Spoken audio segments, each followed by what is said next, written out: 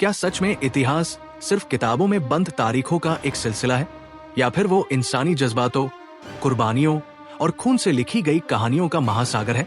जब कोई योद्धा अपने लोगों के लिए आखिरी सांस तक लड़ता है, जब एक किला लाखों की सेना के सामने झुकने से इनकार कर देता है, जब भाई ही भाई के खिलाफ खड़ा हो जाता है, तब इतिहास सिर्फ बीता हुआ समय नहीं रहता, वो एक जिंदा अनुभव बन जाता है। आज की इस वीडियो में हम ऐसी ही 5 ऐतिहासिक वॉर फिल्मों की बात करने वाले हैं जो आपको अलग अलग सदियों और सभ्यताओं में ले जाएंगी। ये फिल्में सिर्फ बड़े युद्ध और तलवारों की टकराहट नहीं दिखाती, बल्कि उन इंसानों की कहानी सुनाती हैं जिन्होंने अपने समय के सबसे बड़े फैसले लिए। अब चलते हैं हमारी पहली फिल्म की ओर, अर्न द नाइट टेम्पलर। जरा सोचिए, आप एक युवा कुलीन परिवार से आते हैं। आपको बचपन से ही तलवार चलाना, घुड़सवारी करना और युद्ध कला सिखाई गई है। आपका भविष्य सुरक्षित है, आपकी पहचान मजबूत है। लेकिन एक दिन प्रेम आपकी जिंदगी में आता है, और वही प्रेम आपकी सबसे बड़ी सजा बन जाता है। यही इस फिल्म की शुरुआत है। कहानी 12वीं सदी के स्वीडन में सेट है। उस दौर में यूरोप सिर्फ राजाओं के बीच बंटा नहीं था, बल्कि चर्च की सत्ता भी बेहद ताकतवर थी। अगर चर्च ने किसी को दोषी ठहरा दिया तो उसके फैसले के खिलाफ जाना लगभग नामुमकिन था। फिल्म का नायक आन मैग्नुसन एक प्रतिद्वंद्वी परिवार की महिला से प्रेम करता है, लेकिन राजनीतिक साजिश और झूठे आरोपों के चलते दोनों को कठोर दंड मिलता है। महिला को 20 साल के लिए कॉन्वेंट भेज दिया जाता है और आन को पवित्र भूमि में नाइट टेम्पलर के रूप में सेवा करने के लिए भेज दिया जाता है। अब यहाँ कहानी सिर्फ प्रेम विछोह की नहीं रहती, ये बदल जाती है एक बड़े ऐतिहासिक कैनवास में। 11वीं से 13वीं सदी के बीच हुए क्रूसेड्स ने यूरोप और मध्य पूर्व के संबंधों को गहराई से प्रभावित किया। हजारों सैनिक पवित्र युद्ध के नाम पर घर छोड़कर अनजान धरती पर गए। लेकिन क्या ये सिर्फ धर्म की लड़ाई थी, या इसके पीछे राजनीति, व्यापार मार्ग और सत्ता की भूख भी छिपी थी? फिल्म इन सवालों को सीधे लेक्चर की तरह नहीं पूछती, बल्कि किरदारों के अनुभवों के जरिए महसूस कराती है। पवित्र भूमि में आन सिर्फ एक सैनिक नहीं रहता, वो धीरे धीरे एक रणनीतिक योद्धा और लीडर बनता है। उसकी ट्रेनिंग, उसका अनुशासन और उसका नैतिक द्वंद्व उसे दूसरों से अलग बनाते हैं। वो समझता है कि युद्ध सिर्फ तलवार की ताकत से नहीं जीता जाता, बल्कि रणनीति और धैर्य से भी जीता जाता है। कई दृश्यों में हम देखते हैं कि कैसे वो कम संख्या में सैनिकों के साथ बड़ी ताकत का सामना करता है। यहाँ फिल्म ये संदेश देती है कि नेतृत्व जन्म से नहीं, परिस्थितियों से बनता है। लेकिन सबसे दिलचस्प मोड़ तब आता है जब 20 साल बाद वो अपने वतन लौटता है। वो सोचता है कि अब सब कुछ ठीक होगा, लेकिन उसे मिलता है एक बिखरा हुआ स्वीडन, अंदरूनी गृह युद्ध, परिवारों की दुश्मनी और सत्ता की खींचतान। अब सवाल यह है, क्या जिसने विदेशी धरती पर युद्ध जीते हो वो अपने ही देश के भीतर शांति ला सकता है? फिल्म का यही हिस्सा इसे खास बनाता है। ये दिखाती है कि असली लड़ाई बाहर के दुश्मन से कम और अंदर की फूट से ज्यादा होती है। आन अपनी सैन्य विशेषज्ञता का उपयोग सिर्फ लड़ने के लिए नहीं, बल्कि एकजुट करने के लिए करता है। वो समझता है कि अगर लोग आपस में लड़ते रहेंगे तो कोई भी बाहरी ताकत उन्हें आसानी से तोड़ सकती है। सिनेमैटिक तौर पर फिल्म भव्य है। विशाल किले, युद्ध भूमि, घुड़सवार सेना और तलवारों की टकराहट। लेकिन इसकी असली ताकत इसकी भावनात्मक गहराई है। प्रेम, वफादारी, विश्वासघात और प्रायश्चित, ये सब परत दर परत खुलते हैं। अगर आप ऐसी फिल्में पसंद करते हैं जिनमें युद्ध के साथ साथ राजनीतिक इंट्रिग और भावनात्मक गहराई भी हो, तो ये फिल्म आपकी वॉचलिस्ट में जरूर होनी चाहिए। ये सिर्फ एक नाइट की कहानी नहीं है, बल्कि उस दौर की मानसिकता की झलक है जहां सम्मान, धर्म और कर्तव्य के बीच इंसान को अपना रास्ता चुनना पड़ता था। अगले हिस्से में हम बढ़ेंगे 15वीं सदी की ओर, जहां सत्ता की लड़ाई और भी क्रूर हो चुकी है और एक भाड़े का सैनिक खुद को ऐसे खेल में फंसा पाता है जहां हर गठबंधन अस्थायी है और हर भरोसा टूट सकता है। अब बढ़ते हैं हमारी अगली फिल्म की ओर, मेडिवल। अगर पहली कहानी प्रेम और प्रायश्चित की थी, तो ये कहानी सत्ता और निर्दय राजनीति की है। ये हमें 15वीं सदी के यूरोप में ले जाती है, जब पवित्र रोमन साम्राज्य अंदर से बिखर रहा था। अलग अलग राजा, अलग अलग पोप और हर तरफ शक्ति संघर्ष। ये वो दौर था जब ताज सिर्फ सिर पर नहीं होता था, बल्कि तलवार की नोक पर टिका होता था। फिल्म का केंद्र है जान जिस्का, एक भाड़े का सैनिक जो इतिहास में आगे चलकर एक महान सैन्य कमांडर बना। लेकिन यहाँ हम उसे उसके शुरुआती दौर में देखते हैं। वो कोई आदर्शवादी नायक नहीं है, बल्कि एक प्रोफेशनल योद्धा है जिसे काम के बदले पैसे मिलते हैं। उसे एक राजनीतिक मिशन दिया जाता है, एक प्रभावशाली महिला का अपहरण करना, ताकि सत्ता संतुलन बदला जा सके। सुनने में ये बस एक मिशन लगता है, लेकिन यहीं से कहानी मोड़ लेती है। जैसे जैसे वो उस महिला के करीब आता है, भावनाएं और कर्तव्य टकराने लगते हैं। यहाँ फिल्म एक बड़ा सवाल उठाती है, क्या एक भाड़े का सैनिक भी अपने भीतर नैतिकता रख सकता है, या सत्ता के खेल में सब कुछ जायज है?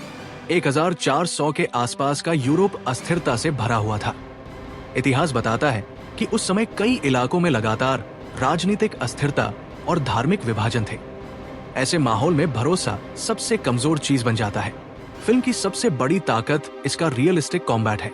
यहाँ युद्ध चमकदार नहीं है, तलवारें जब टकराती हैं तो चिंगारियां नहीं, खून निकलता है। गदा और कुल्हाड़ी के वार सीधे और क्रूर है। कैमरा लड़ाई को ग्लैमर्स नहीं बनाता, बल्कि उसकी कठोरता दिखाता है। ये हमें याद दिलाता है कि मध्यकालीन युद्ध रोमांटिक नहीं थे, वे बेहद हिंसक और अस्थिर थे। लेकिन इस क्रूरता के बीच भी फिल्म रिश्तों की नाजुकता दिखाती है। राजनीतिक गठबंधन हर पल बदल सकते हैं। जो आज साथी है वो कल दुश्मन हो सकता है। जान जिसका धीरे धीरे समझता है कि वो सिर्फ दूसरों के खेल का मोहरा बन रहा है, और यही एहसास उसे बदलना शुरू करता है। वो सिर्फ आदेश मानने वाला सैनिक नहीं रहना चाहता, बल्कि अपने फैसले खुद लेना चाहता है। फिल्म ये भी दिखाती है कि नेतृत्व हमेशा राजसी परिवारों से नहीं आता। कई बार इतिहास के बड़े नाम साधारण पृष्ठभूमि से निकलते हैं। जान जिस्का का किरदार इसी विचार को मजबूत करता है। वो परफेक्ट नहीं है, लेकिन परिस्थितियां उसे कठोर और रणनीतिक बनाती है।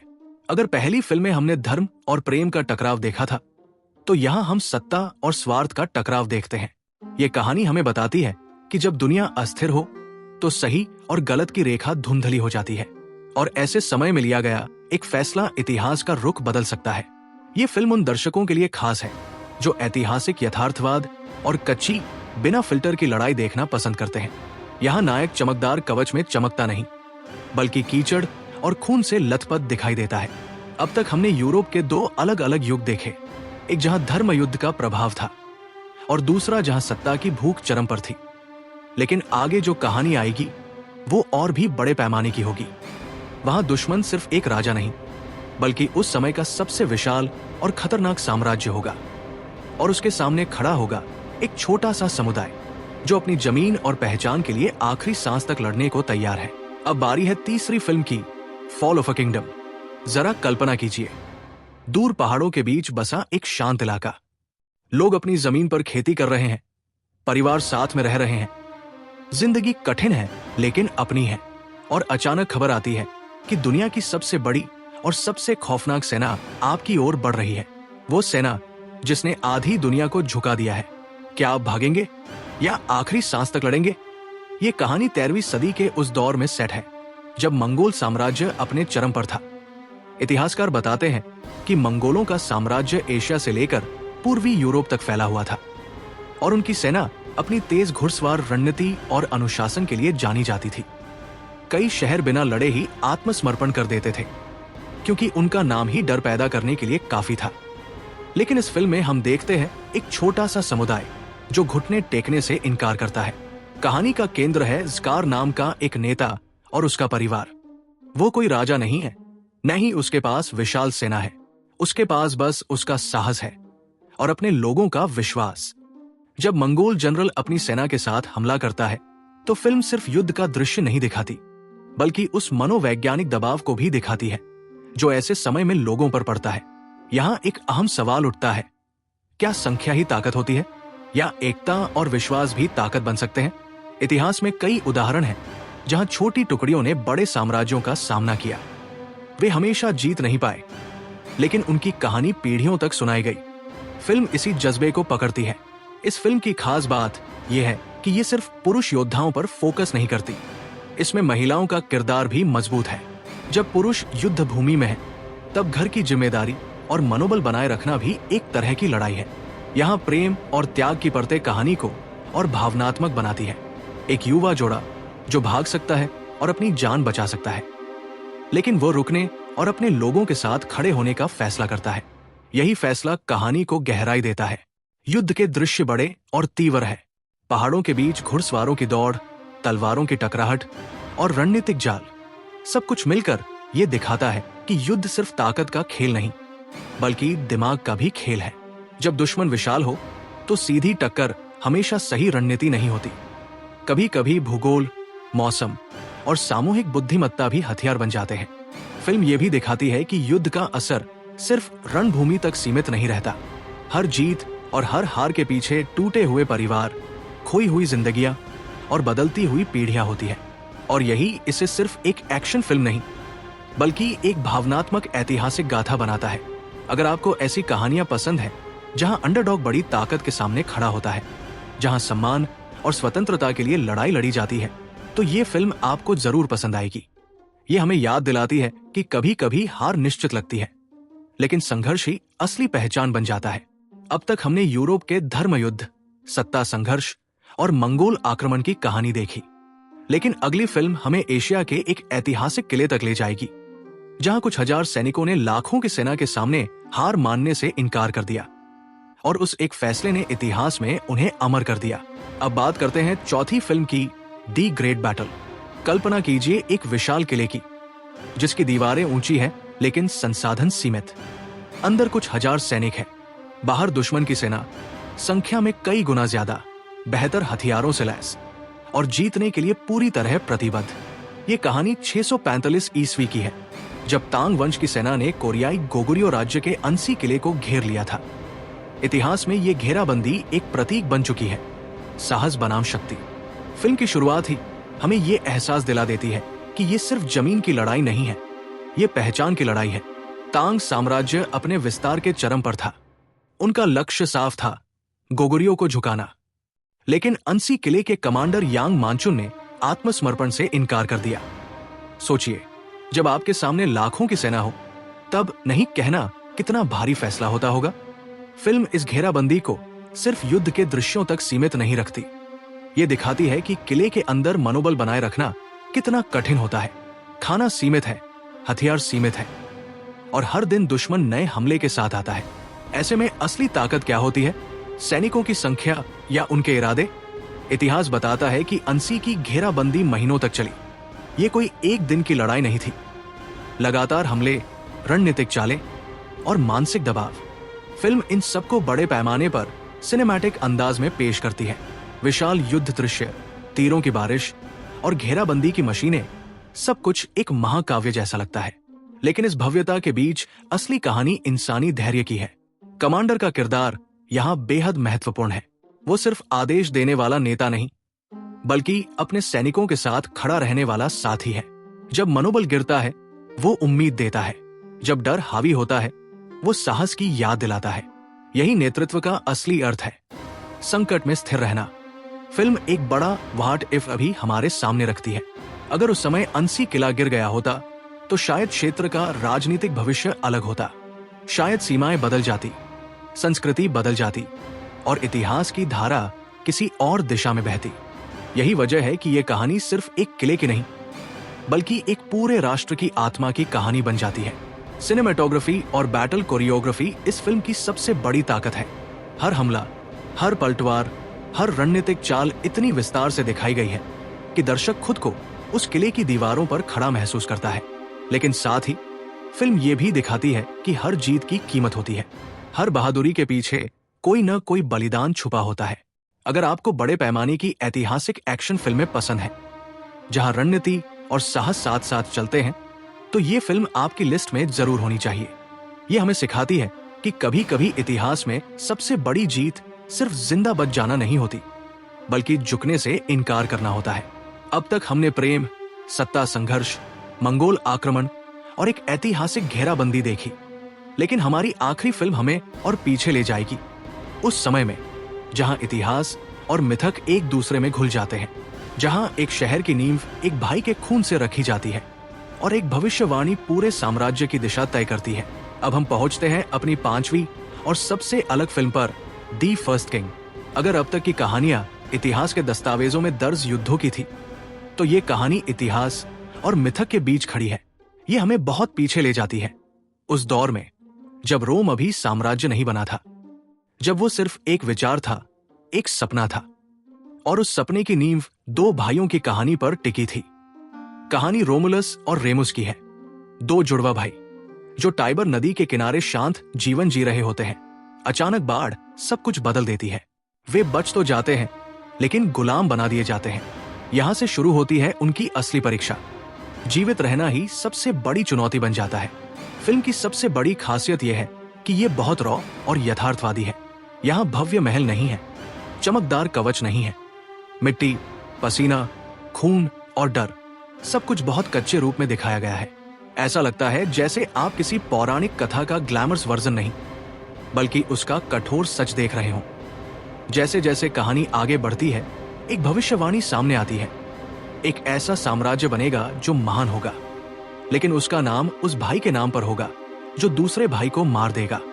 सोचिए, अगर आपको पहले से पता हो कि आपकी महानता की कीमत आपके अपने खून से चुकानी होगी, तो आप क्या करेंगे? यही इस फिल्म का भावनात्मक केंद्र है। यहां दुश्मन कोई बाहरी सेना नहीं है। असली संघर्ष भाइयों के बीच है, महत्वाकांक्षा और विश्वास के बीच। एक भाई अधिक आध्यात्मिक और आस्था से जुड़ा है, दूसरा व्यावहारिक और नेतृत्व के लिए तैयार। दोनों अपने अपने तरीके से सही है, लेकिन इतिहास अक्सर एक ही नाम याद रखता है। फिल्म ये सवाल उठाती है कि क्या महान साम्राज्य हमेशा किसी बलिदान पर ही बनते हैं? क्या शक्ति पाने के लिए रिश्तों की कुर्बानी अनिवार्य है? रोम का इतिहास बताता है कि आगे चलकर वो दुनिया के सबसे प्रभावशाली साम्राज्यों में से एक बना। लेकिन अगर उसकी शुरुआत ही रक्त से हुई हो, तो क्या वह संकेत था कि आगे का रास्ता भी संघर्षों से भरा होगा? सिनेमैटिक रूप से ये फिल्म बेहद इमर्सिव है। प्राकृतिक लोकेशन, सीमित संवाद और वातावरण की ध्वनियां सब मिलकर इसे लगभग डॉक्यूमेंट्री जैसा एहसास देती है। ऐसा लगता है जैसे आप उस समय के लोगों के बीच खड़े हैं। ये फिल्म हमें याद दिलाती है कि इतिहास सिर्फ बाहरी दुश्मनों से लड़ी गई लड़ाइयों का नाम नहीं है। कई बार सबसे बड़ी लड़ाई अपने भीतर होती है। महत्वाकांक्षा बनाम प्रेम, भाग्य बनाम स्वतंत्र इच्छा और शक्ति बनाम नैतिकता। अगर आपको ऐसी ऐतिहासिक कहानियां पसंद हैं जो युद्ध से ज्यादा मनोवैज्ञानिक और भावनात्मक टकराव दिखाती हैं, तो ये फिल्म जरूर देखनी चाहिए। यह हमें बताती है कि हर साम्राज्य की शुरुआत एक कहानी से होती है और हर कहानी के पीछे कोई न कोई कीमत छुपी होती है। अब हमने 5 अलग अलग युग देखे: धर्म युद्ध, सत्ता संघर्ष, मंगोल आक्रमण, किले की घेराबंदी और एक साम्राज्य की रक्तरंजित शुरुआत। अंतिम हिस्से में हम इन सभी फिल्मों को एक साथ रखकर समझेंगे कि आखिर इन्हें देखना क्यों जरूरी है और ये हमें आज क्या सिखाती है। तो आखिर इन 5 फिल्मों को एक साथ रखकर हम क्या समझते हैं? क्या ये सिर्फ तलवारों, किलों और साम्राज्यों की कहानियां हैं, या इनके अंदर कोई गहरा संदेश छुपा है जो आज भी उतना ही प्रासंगिक है जितना सदियों पहले था? तो सवाल ये है, अगर आप उन दौरों में होते तो क्या करते? क्या आप प्रेम चुनते या कर्तव्य? क्या आप आत्मसमर्पण करते या आखिरी सांस तक लड़ते? क्या आप सत्ता के लिए सब कुछ दांव पर लगा देते? इतिहास हमें जवाब नहीं देता, लेकिन कहानियां हमें सोचने पर मजबूर जरूर करती है। और शायद यही इन फिल्मों की सबसे बड़ी ताकत है। वे हमें सिर्फ एंटरटेन नहीं करती, बल्कि हमें हमारे ही भीतर झांकने पर मजबूर करती है। अगर आपको ये पूरी वॉच लिस्ट और इसका विश्लेषण वैल्यूएबल लगा हो, तो इस वीडियो को लाइक और शेयर जरूर कीजिए। और ऐसी ही गहराई वाली मूवी रिकमेंडेशन और एनालिसिस के लिए चैनल को सब्सक्राइब करना बिल्कुल मत भूलिए।